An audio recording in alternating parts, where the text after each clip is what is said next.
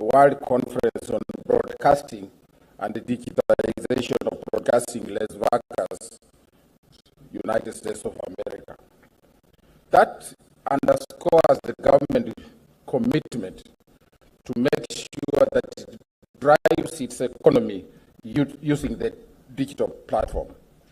So, having given you that, I must say how much honored I am today to join you all during this Connected Summit 2023, whose theme is digital economy, endless opportunities shaping our future. Ladies and gentlemen, I'm pleased that by various stakeholders, including media experts, who will play a critical role in providing coverage for this strategic summit. I also note that this forum brings together government actors such as Communications Authority of Kenya, who regulate telecoms, couriers, postal services, and broadcasting outfits. This, ladies and gentlemen, is an opportune time to network with investors from various sectors and address the challenges to get viable solutions for the problems that face our region. This high-level summit is also an opportunity to brand our country, Kenya, and position it as an ICT investment destination and boost our country's unique image in the global, regional, and local level. This branding is necessary for our country at such a time when we are facing a lot of challenges. I note with pride that the media fraternity led by our national broadcaster, KBC, which is present here, has been doing a good job to cover our activities. And I want to emphasize KBC. I think you have seen a lot of activities from KBC. We are determined to support our national broadcaster to be the leading agent for government information, disseminating government information. In doing so, the media is shaping public policy and drawing attention to Kenya's digital economy. And as peers for this industry, and because the international community is here, we have no intention of gagging the media. We shall support the media, but we expect them to provide a neutral platform on which people with competing ideas can execute their discourses without the media themselves taking positions. So when we say that, we are aware that the media plays a very critical role in shaping the direction of things in every country. The media in Kenya should continue being neutral, and they will receive government support. We shall not interfere with the media space. The media should also desist from calling press conferences to peddle rumors. This country does not operate on rumors. We have a president who thinks scientifically, and anytime you have problems and you are hearing some rumors working, try to clarify with the minister, and there are many government officials who can clarify, but don't create problems in the country by peddling rumors about somebody wanting to close media houses. That should never happen again. But we would like to assure you that we shall support you, but in return, please don't become members of political parties. Try to do your job in a neutral way. We can't emphasize that enough because we are in the same tube, the same aeroplane. If it crashes, we all crash. So play that responsible role. In fact, in our discussions at the UNESCO conference, there was this dilemma about what the media does. How far can we control, how can we work so hard in order to create a responsible media across the world? This is a challenge, and we have been even asking media houses themselves to give suggestions on how they can play their role without necessarily causing more problems for their regions. And I hope that in Kenya, we shall provide that forum for the media to play their role. So, ladies and gentlemen, any worries you had, you know that government is not going to close down any media houses. We gain nothing from that.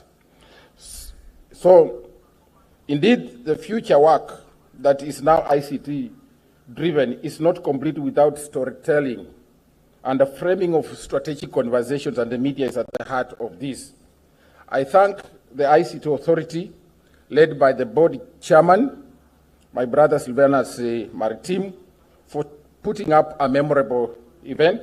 Indeed, it goes to show how committed the authority is in sector collaboration and partnerships.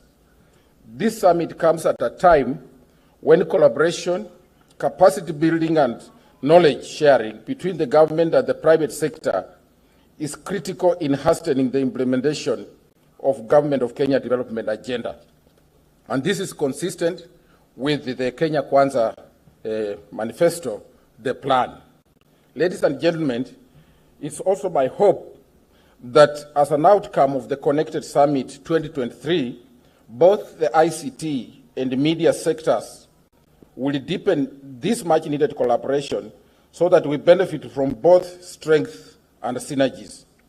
On behalf of the State Department of Broadcasting and Telecommunications, I would like to extend our sincere gratitude to the joint efforts of all the participants whose efforts and contributions have made the Connected Summit a great success.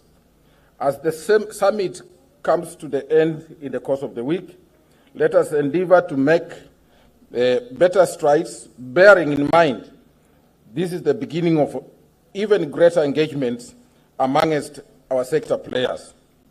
It's my vision that the Connected Summit will adopt a permanent statue and become a vibrant showcase for Kenya and beyond our borders.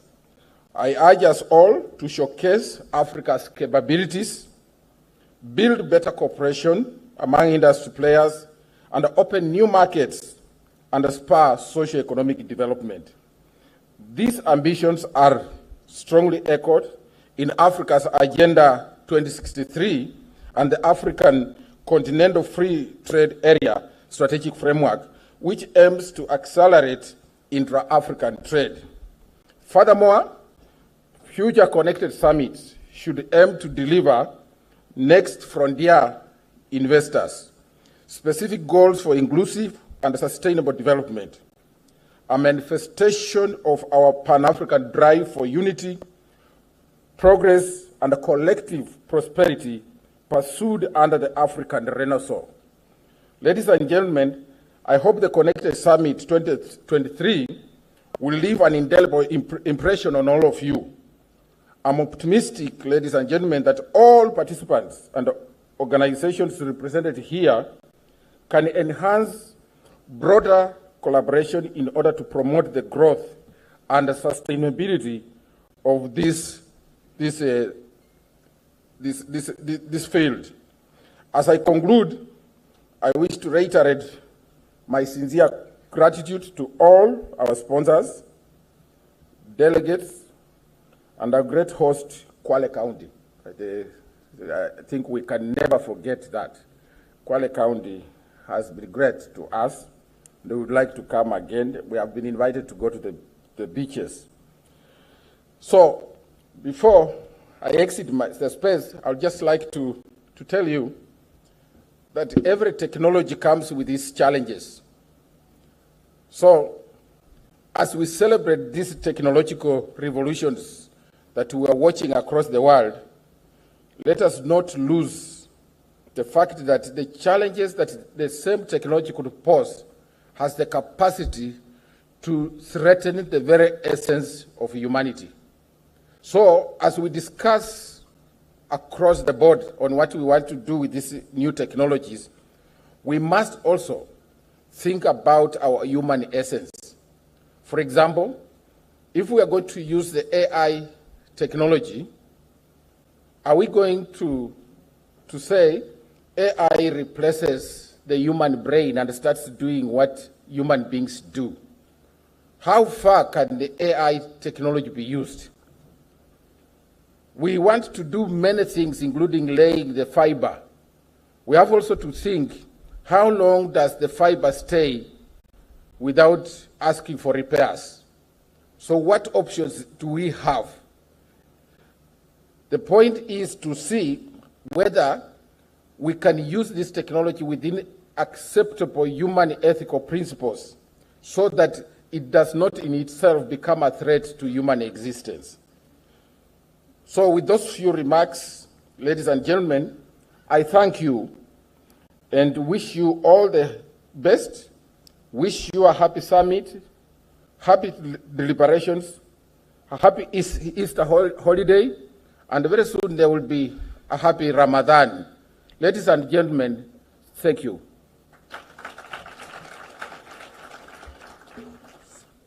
I now have the high privilege and the distinguished honor to welcome Lady Justice Olga Sewe to make some observations on behalf of our Chief Justice, and then I will ask her to probably invite for us the next speaker.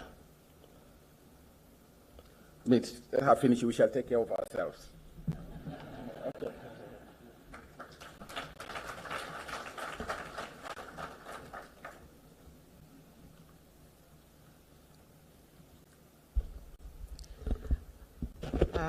Your Excellency, the Prime Cabinet Secretary, Honorable Musalia Mudavadi,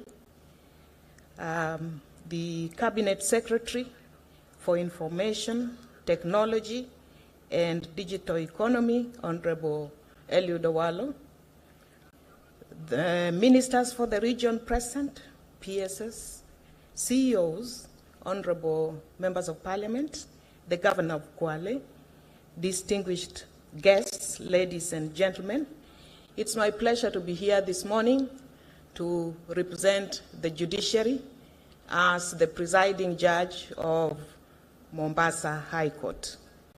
I come on behalf of the Chief Justice, who was unable to be here with you, was invited, but she's currently hosting a symposium on environment in Africa, the third conference of Africa Judicial Education Network on environmental law. This involves the Chief Justices of Africa, and she's currently hosting them in Nairobi. So I bring her apologies to you. And just to share something brief about our journey in the judiciary and our interaction with technology, the intersection between the judiciary and technology presents an opportunity, a great opportunity, to positively transform the Kenyan legal landscape. It is plain to see that in recent years, technology has been advancing at an unprecedented pace, and it will be critical to ensure that the fast pace of technological innovation does not outpace the digitalization of our judicial systems. It is essential, therefore, for the judiciary to work in tandem with the ICT industry and other stakeholders to keep up with these changes and also to adapt to the new challenges that technology poses in the legal area. Harnessing these digital advancements has potential of helping the judiciary to be more effective as it serves the all-important role of upholding the rule of law. So it would be important to begin by acknowledging that with the advent of COVID, the impetus increased for the judiciary to embrace technology in a more meaningful manner. So the Chief Justice who was then in office,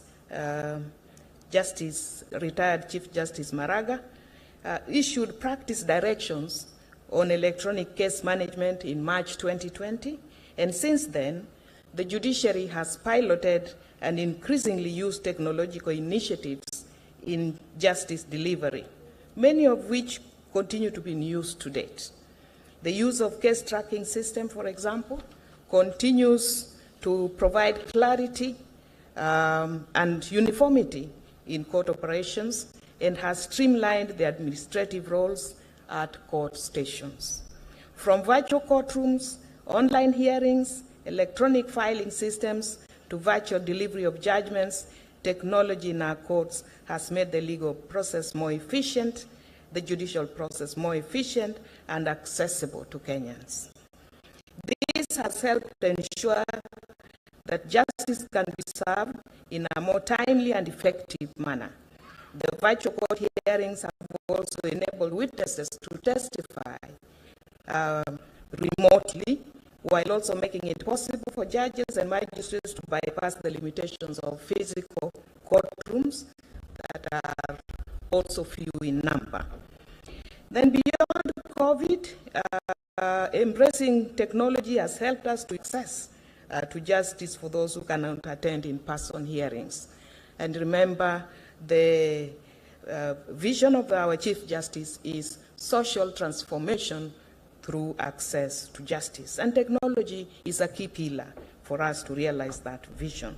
There's more efficiency in scheduling cases and feedbacks, mechanism, so people get to know the outcomes from the comfort of their homes. Electronic filing systems and online databases would make it easier for our lawyers to access legal documents and share information with their clients. This has resulted in a judicious, effective, efficient, and timely resolution of cases as envisioned in our Constitution. It is said that justice delayed is justice denied, and we've seen that technology has been instrumental in addressing the perennial issue of case backlog, thereby helping us in the judiciary to expedite processes and be able to speed up the wheels of justice. Technology has also reduced the cost of litigation by providing cost-effective alternatives to the traditional court settings. Lawyers don't have to attend court. You can join us from Nairobi or from wherever you are. Video conferencing, therefore, has made it possible for justice to be accessed remotely, reducing costs, as I've mentioned. It has also replaced the traditional paper-based systems. We are in the process of migrating files onto the digital format, and that we've seen has helped us. Issues of missing files and inefficiencies of that sort have greatly reduced. Another low-hanging fruit for us in the judiciary is that technology has helped us preserve documents. Paper-based documents only last for a while, but this has been a game changer in many ways. Technology has helped us have different ways of doing things. So what are the opportunities? There are opportunities that have arisen as a result of us embracing technology. Greater transparency and improved public confidence has been a direct result of live-streamed court proceedings, which has allowed members of the public to witness firsthand as justice is served. Similarly, the use of digital evidence, such as emails and social media resources, has become increasingly important in many ways. Today, court processes are served via email, and that makes it really efficient as opposed to what used to happen of having to visit a party and serve them personally. Now, what are the challenges? There are challenges that come with technology. One of them is concerns the sensitivity of legal information, the use of digital evidence. That, for instance, raises concerns about privacy, about data protection, authentication, and the admissibility of such evidence in court. Now, adoption of technology, therefore, calls for the responsibility of ensuring robust cybersecurity measures and policies to safeguard sensitive legal data. In an age of digital communication, it's more important than ever before to ensure that sensitive information is secure and protected from manipulation. We have, in this regard, Computer Misuse and Cybercrimes Act, that its enforcement will be critical for us. Another apparent challenge is ensuring that everyone has access to technology. While some have resources and skills, there are others that may not. This could lead to potential disparities, and we appreciate that the CSICT has ongoing initiatives to improve digital infrastructure by expanding the network of fiber connectivity. Artificial intelligence has been mentioned. Today, one cannot talk about technology without mentioning it, and it could probably be the next frontier of government operation systems. And technologically advanced countries foresee the rise of aspects of AI, like predictive analytics, and are being increasingly incorporated in the preparation, analysis, and prosecution of legal cases. It would be interesting to see how we can leverage on that. So what are our recommendations? To capitalize on the aforementioned benefits, to address the challenges, and the judiciary. Our Chief Justice is committed to working closely with the technocrats and experts in this field to develop policies and procedures that will make us even more efficient. This may involve legislating new laws and regulations that govern the use of technology in the judiciary, as well as investing in training and education programs that can help legal professionals understand the potential benefits and risks. It may also mean involving the public in discussions about how their personal data could be used in this area. We also need feedback on how new policies could impact on them, as outlined in the Data Protection Act. So in conclusion, as we move forward into an increasingly digital future, the judiciary has no choice but to adapt to the ever-changing technological landscape. The intersection between the judiciary and technology presents exciting opportunities. Despite the challenges, I believe that the benefits of using technology in the judiciary far outweighs the risks. So by embracing technology, we can make the judicial system more efficient, accessible, and fair to all.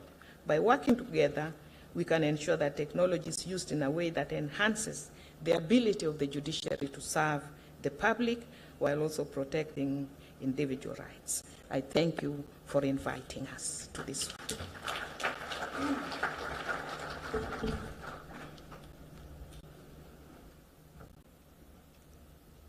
Thank you so much. One more round of applause for Honorable Lady Justice Olga Osewe, ably representing the Chief Justice of the Republic of Kenya. Before we move on, I understand that we have just been joined by the Honorary Consul of Estonia here to Kenya. A round of applause for them. Thank you so much for joining us. A key partner in all of this. As we move on, I know I wear a different hat in a different forum, but I come in peace, PS, in the spirit of neutrality. So I want to call on PS Engineer John Tanui to move us on for the rest of the program. You can kindly make your way up. Thank you, PS.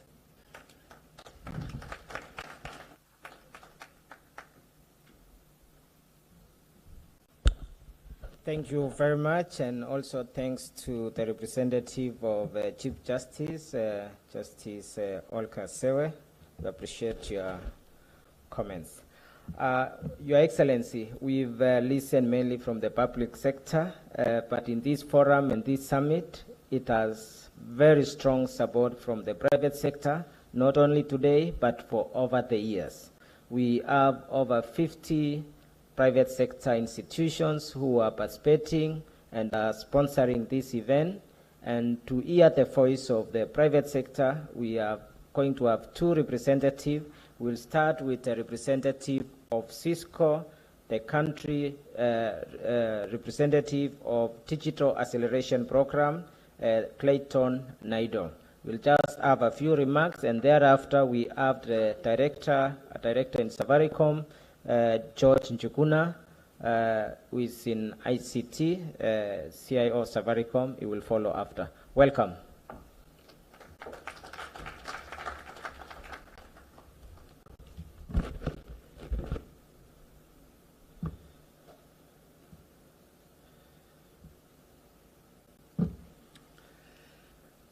Prime Secretary, Cabinet Secretary, Senator, board members, executive committees, CEOs, captains of industries, all protocol observed. On behalf of Cisco and behalf of our country manager, Shane Rahim, thank you so much for the opportunity and welcome to Connect Summit 2023.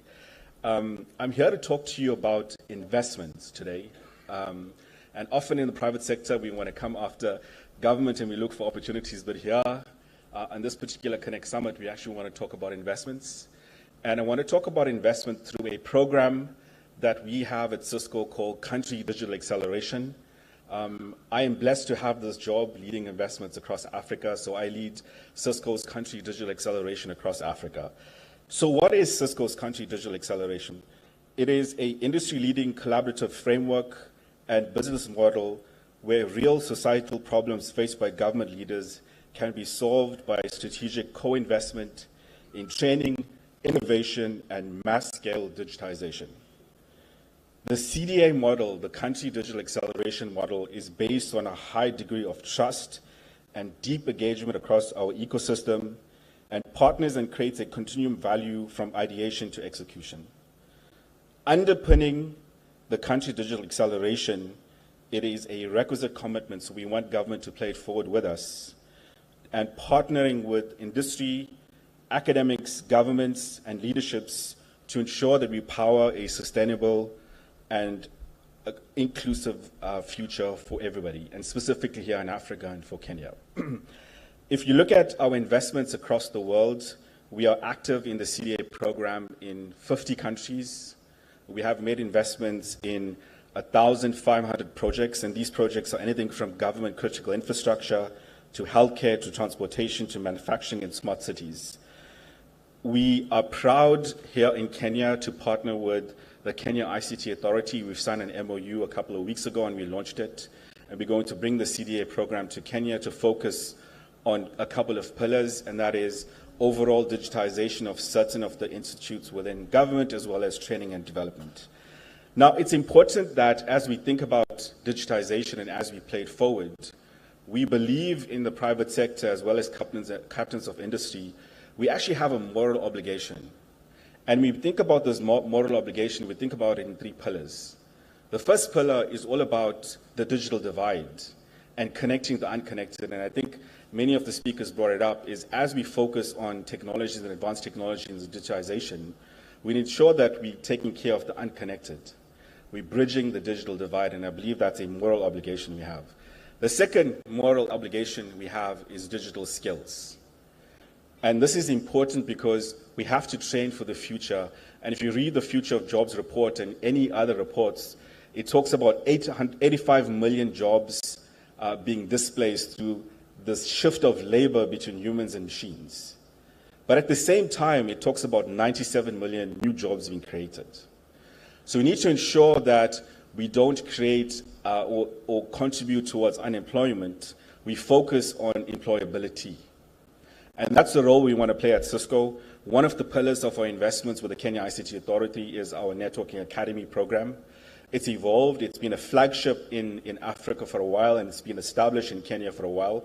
In Kenya, some of the numbers so far, we have trained at least 30,000 plus students a year through our Networking Academy, 105,000 since inception, through 50 academies.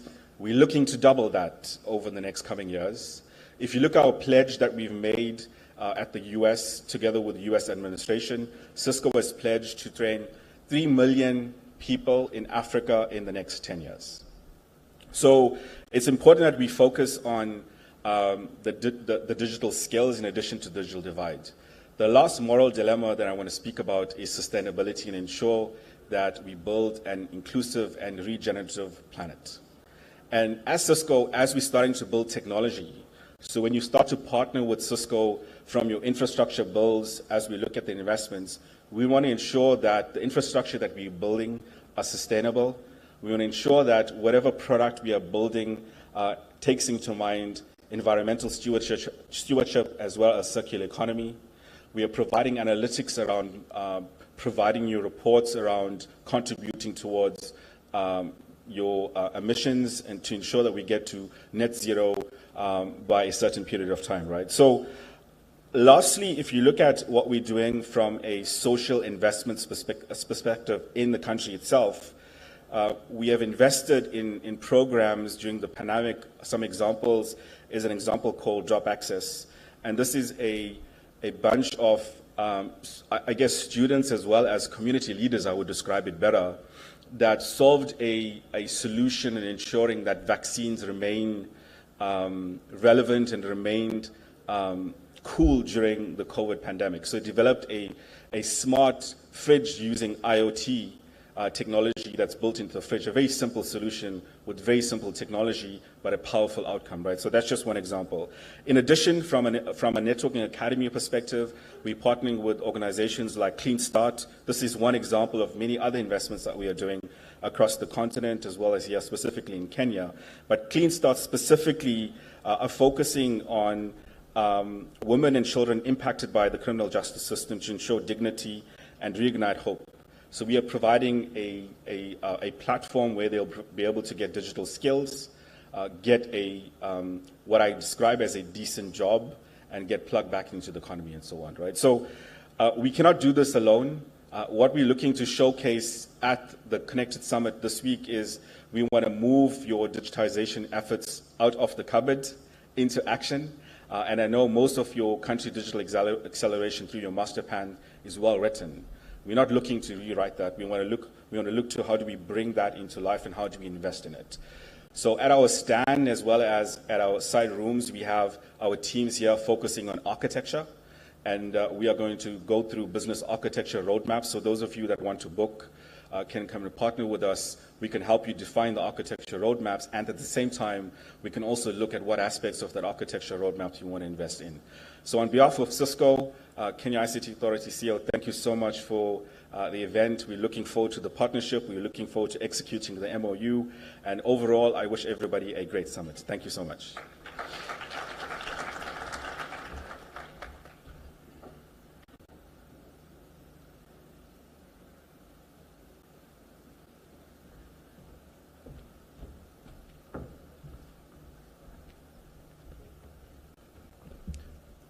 Good morning. Prime Cabinet Secretary, Right Honorable Wycliffe Musalia Mudavadi, Cabinet Secretary, Ministry of Information, Communication and Digital Economy, Honorable Eliud Owalo, the Governor of Kwale County, Governor of Elgeyo Marakwet, Honorable Rotich, who is also our partner in transformation, the Chair of the Parliamentary ICT Committee, Honorable John Kerry, who we came in with very late last night, and we're looking forward to the road being opened, so but spend some valuable time discussing transformation. Principal Secretary of ICT and Digital Economy, Engineer John Tanui, a mentor and certainly a challenger in this journey. The Principal Secretary of Broadcasting and Telecoms, Edward Kisiangani, the Board Chairman of ICTA, Honorable Sylvanus Maritim, CEO of ICTA, Mr. Stanley Kamanguya, DG, Director General of CA, Mr. Ezra Chiloba, the Data Protection Commissioner, Mrs. Immaculate Kasait, Your Excellency, governors, dignitaries, captains of industries, innovators, ladies and gentlemen, good morning. I had to cover our regulators. They were all on the front bench. Should I not mention one of them? I could get in trouble, especially the ones on the left of the room. But, but this is a very powerful room, and it's so great to be back in Diani for Connected. Today we gather in Kwale to discuss how technology can help transform our country and bring about positive change during this Connected Summit. I like the theme of today, where we're talking about endless opportunities shaping our future. And anytime there's a conversation on how our future is being shaped, especially in technology, that is a place I like to find myself, and certainly Safaricom as well. At Safaricom, our vision is to be a purpose-led technology company. And in that journey, we've experienced the transformative power of technology. We transformed fast from a mobile company to a fintech to now a provider of integrated technology solutions. Indeed, our formation, our growth, and our transformation as a business has been enabled by many of the stakeholders in this room, from policymakers that created an enabling environment for growth, to tech partners that help us build and deliver solutions and innovative products, and also our millions of customers who believed that we could be the better option. Over the last 23 years, we have grown into a globally recognized company, especially because of our fintech platform, M-Pesa. But at the heart of this success is our customers. Each day they push us to be better, but also embody the spirit of Twaweza. When we come together, great things happen. Each day we securely and seamlessly transact over 80 million transactions on the M-Pesa platform. And these really power businesses, hustles, and indeed the economy of this great nation. Our country, and indeed the global community, has faced enormous challenges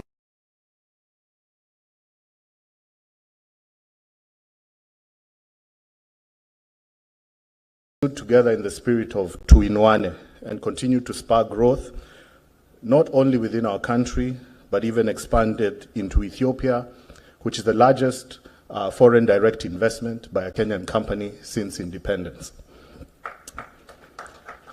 We believe that technology does not only empower people and communities, but it also opens local and global opportunities. We know the mobile phone is not just a communication device. We've seen what it has done in terms of financial inclusion, from when M-Pesa came into the country in 2007, where we had below 20% financial inclusion, to now where we boast close to 90%. And indeed, they say that 1 in every 10 people who use a mobile phone for transactions is doing it in Kenya. That shows and has made us a global powerhouse in the fintech space, and also underpin the fact that we are a hotbed of innovation. I want to believe that in this conference, as we go through Connected, and as I've heard from the PSs and the CSs and the CEOs, one of the things that will come out of here is the next M-Pesa, the next solution, the next innovation, the next spiraling into be a hotbed of talent and innovation. As we experience unprecedented growth in this industry, we also need to focus on digital trust. I heard our PS in broadcasting touch on that. As much as technology has the power to transform, the power to create opportunities, it can also be used in the wrong hands to also wreak havoc. I think one failure in a certain space can even cause a total lack, not just in an industry, but even in a country. We need to look at how we protect the government and other industries as they move into digitization. Cybersecurity is not optional. Cybercrime continues to accelerate at an alarming rate globally. Last year as a continent, it cost us over 400 billion shillings, and specific to Kenya, 54 billion of that. Safaricom is committed to providing accessible and affordable connected technology that has cyber protection at its core to protect critical assets and data. We also focus on enablement. For our citizens to access digital capabilities, devices have to become affordable. Through the Lipa Mdogo Mdogo platform, we've been able to connect over 1 million new customers to affordable 4G devices. And they can now get on the network and not just be able to communicate, but also to do their business. Through the new program, we're working on the government by bringing devices for local manufacturing here in Kenya. We believe that that number is going to quadruple and even grow much more. What about software? We believe in building solutions in Kenya for Kenya. This does not only create jobs and opportunities for young people across the nation, but also helps Kenya to grow in terms of being able to export software and technology to other nations. Over the last 6 months, we've directly engaged over 3,000 university students in a program we call Build by Safaricom. We've been working to influence curriculums, and also we've been able to graduate over 600 students from our digital talent program and academy, and some of you may have seen this at the Jamhuri Day celebrations.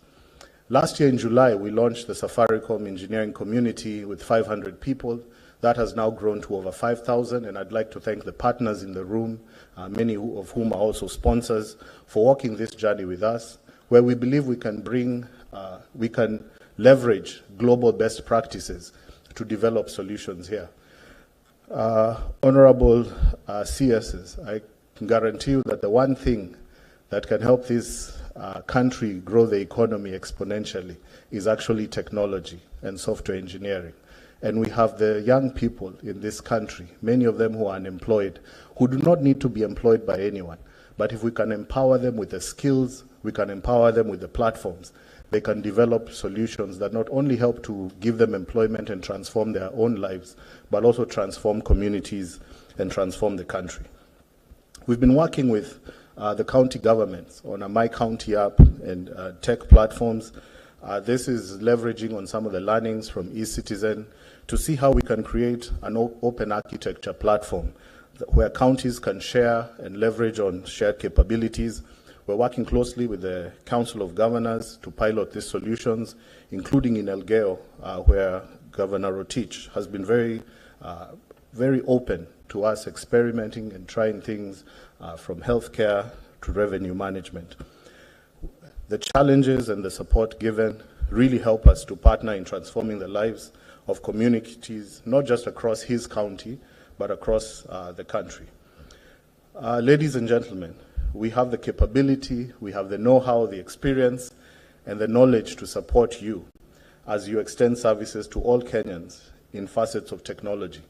One example is Hustler Fund. I personally got the call around 26th of October that by December 1st, a new financial inclusion platform would be launched. And within 5 weeks, we had not only designed, developed, and were ready to test. Another phone call came in and said the date is no longer 1st of December. It has come to the last day of November. And I know it took quite a lot of work. Many times in technology projects, you move the timelines forward, not backward. But I can assure you, ladies and gentlemen, that that capability was designed in Kenya, built in Kenya, and rolled out in Kenya.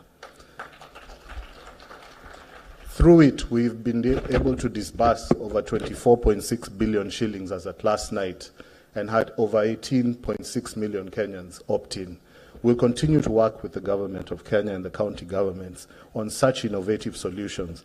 By far, I believe it is the most successful financial inclusion platform that has been launched in this continent and perhaps in the world, with almost overnight success and impact to the bottom of the pyramid and indeed the economy at large.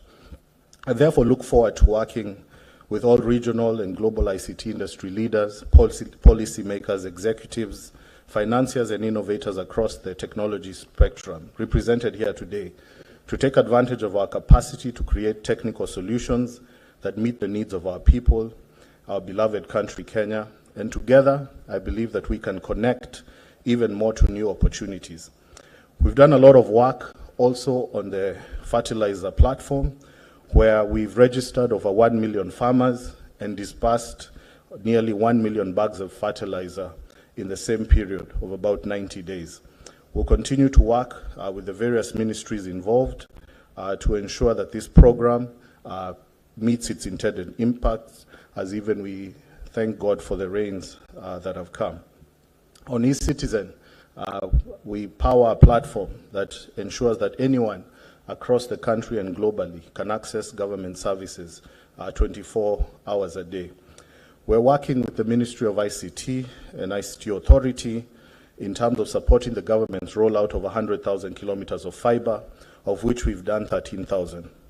We lead with purpose, and over the last 23 years, our Safaricom Foundation has a footprint across 47 counties, and since 2003, we've implemented 1,400 community projects impacting over 8 million people in health, education, economic empowerment, water, disaster relief, arts and culture, and environmental conservation.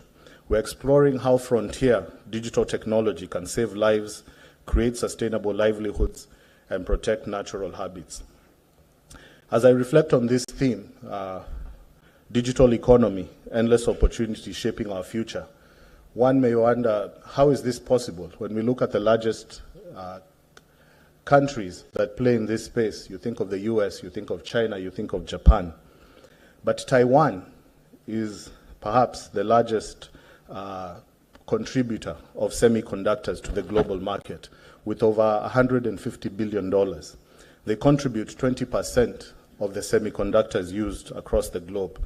You think about India, that actually almost every large global corporation has a CEO that came from India. I believe it started in conversations like this, where they not only became great and big in their own country, but now they're able to export and even impact the globe. Policymakers and industry leaders in the room, I can see academicians as well. This is where we need to take Kenya. This is the challenge of our time, and we must rise to it. In the World Economic Forum of 2014, Albert Essie, the group CEO of EcoBank, posed a challenge to African leaders. He said, Africa has been rising for a long time. I hope we will eventually get to a point where we have risen. In the same spirit, and more so now on Easter week, I want to believe that this is not just another connected or tech conference. Let us rise to the challenge of making Kenya the hotbed of tech talent and global